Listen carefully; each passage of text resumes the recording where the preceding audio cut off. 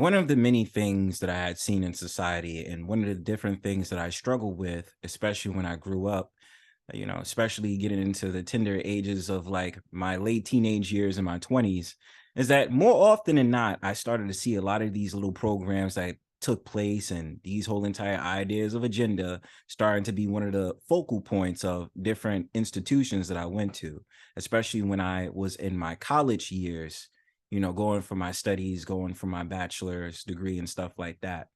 One of the biggest issues that started to become one of the biggest things that I started to have a back and forth about is this whole entire idea of masculinity, especially today's term. Why is it used? How we use it? And what is the expectation of masculinity? With that being said, what also comes into this conversation is this idea about body positivity, which more loosely gives into the fact that this is supposed to be primarily a movement for women, not for men. But of course, they start to have men to come into this conversation in order for them to fit in the same category as those women who might have been neglected from society or not seen as attractive enough for society.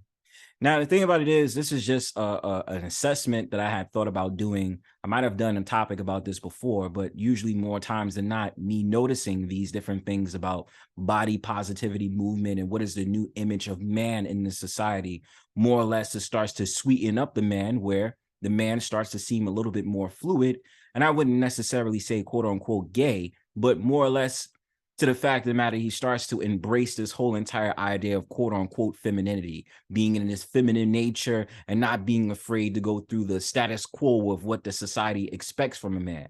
Now, from this angle, I can understand the unselects of society, or I would consider the ones that are an outcast to society based upon attractiveness. The guys who's short, the guys who's obese or overweight, and all these different things. I have an understanding that society has the tendency to do that. They want the Fabio man. They want the man that is the Chad, the guy that has a six pack, the guy that's tall, the guys that's this, the brown skin, or wants a guy that has nice melanin in his skin and stuff like that. But today I'm just going to be doing an analysis, probably reading an article to you guys about my study about this whole entire thing, because society is changing. And with it changing, the whole entire thing that they're doing towards fellow man is not letting the man be a man himself, but injecting these whole entire studies or ideas about him embracing these pseudo type of talking points, which more or less has to give into, hate to say it, things that could be related to maybe LGBT or liberals and all these different things. Just my assessment, but I just want to give you guys just a clear idea of where I'm coming from. So for instance, as you can see on your screen, a lot of the times when you have these conversations about body positivity, especially when it comes to the man, more or less than not, you're usually going to see chubby or big and tall guys on the scene, and they're going to be wearing, these tight hugging body clothing and stuff like that. And then, obviously there's been this campaign about Savage Fenty, on a website, that they have these big and tall guys on there, these chubby men or overweight men modeling these like different lingerie sets and stuff like that, like all these different things that they have for these men. And especially how crazy it gets in this whole entire quote unquote body positivity movement. More than likely, you're starting to see these men who are queer be more of a basis of the conversation, more so than the heterosexual man. And even with that, the body positivity movement also glamorizing the fact that you have trans men being added into the conversation. Now, my thing is this: trans man is not a man. It is a woman with the physical appearance as a man. Now, of course, YouTube might get mad at me for saying it, but the thing about it is, I try to analyze different aspects of this conversation when it comes to body positivity. I don't believe that a man needs the validation of society, damn near a woman, to feel secure about himself. Man has always led the charge. Man has always led himself to be the trailblazer of society. He has always said, I don't give a damn what you think about me. I'm about me, myself, and I. That's the reason why when it comes to these certain conversations, man's is not involved in it. Usually it's a conversation for women. And the thing about it is like this: I'm just trying to understand exactly the perspectives of this male body positivity matters and all these different things, but more so than that, it allows me to come up with this analysis that more times than not, when you see these male body positivity movements or men that's involved in these conversations, number one, it is about acceptance, but it's also about fluidity. And with that being said, in this article right here, just to read to you guys pretty much a little bit quickly, just to give myself an analysis about what's going on, right? So the rise of the male body positivity movement, boys need insurance too. Now it says here, this was last year, we all deserve to feel comfortable in our own skin, regardless of size, gender, and color.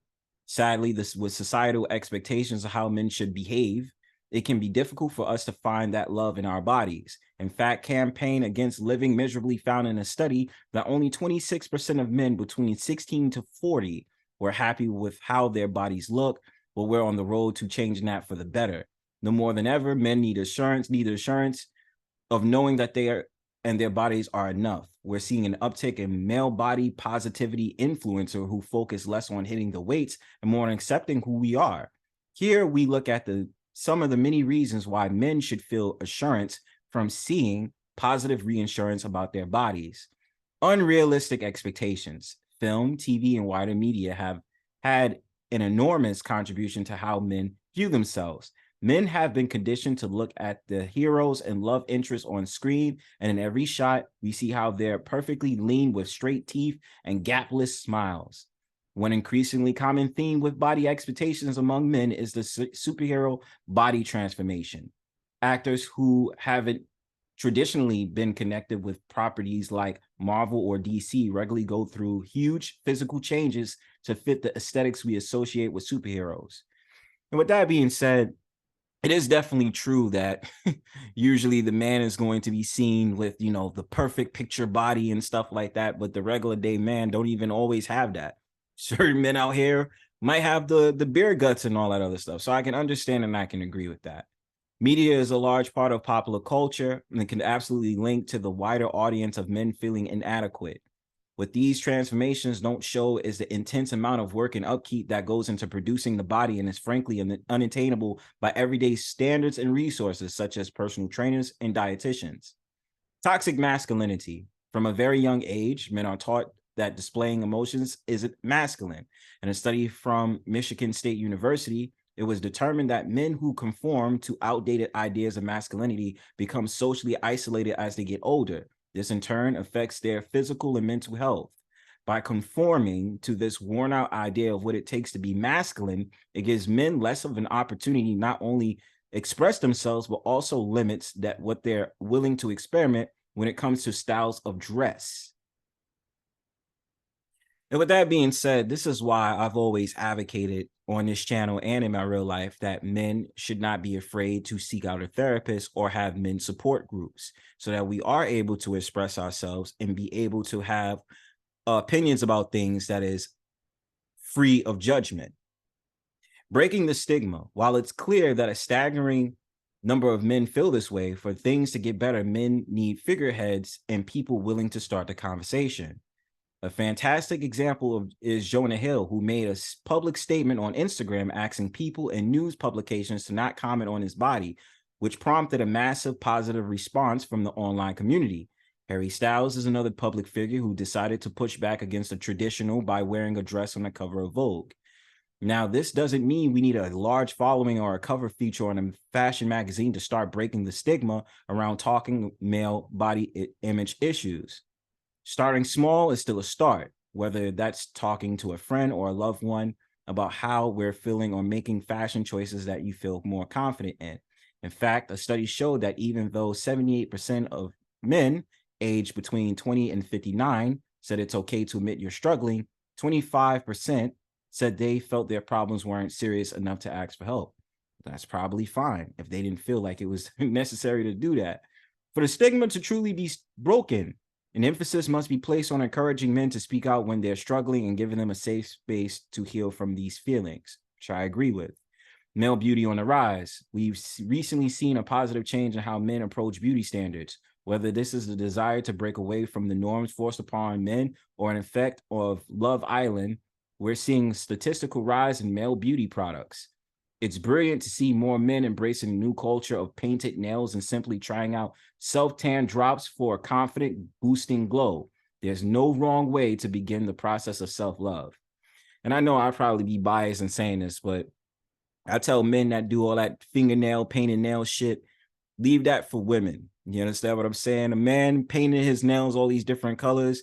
I mean, I understand it started off with the goth culture, where a lot of these, especially rock stars like Kiss and the rest of them would be painting their fingernails black.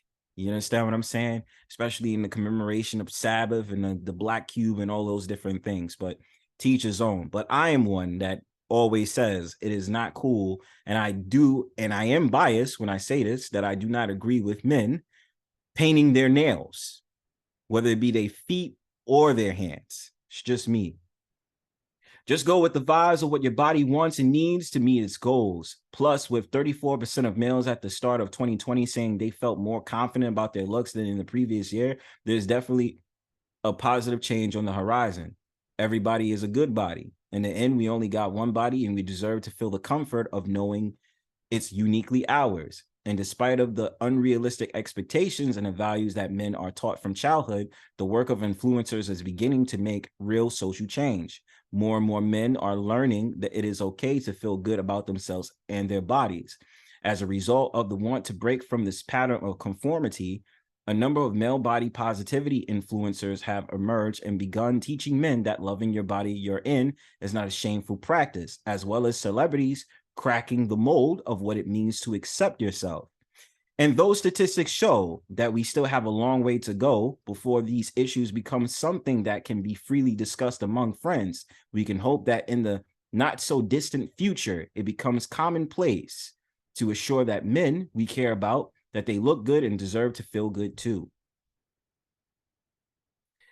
And with that being said, I have no problem with men being able to express themselves, but not conforming into this bullshit neo type of things that they're placing upon today's man. Now, the thing about it is, you might ask me what I'm talking about. See, a lot of the times when they try to get into this conversation about body positivity, like I said, it goes into this whole entire thing about fluidity, which is transpired from the women's body positivity movement, which is in tandem with things like the LGBT. And the thing about it is, especially with men, you have these different things about the crazy expectations that they want to put upon men, that it's okay for you to kiss another man and do all these outrageous stuff to show love to fellow man. There's just certain practices in the Western world that a man is applicable to, and he should not be judged for it.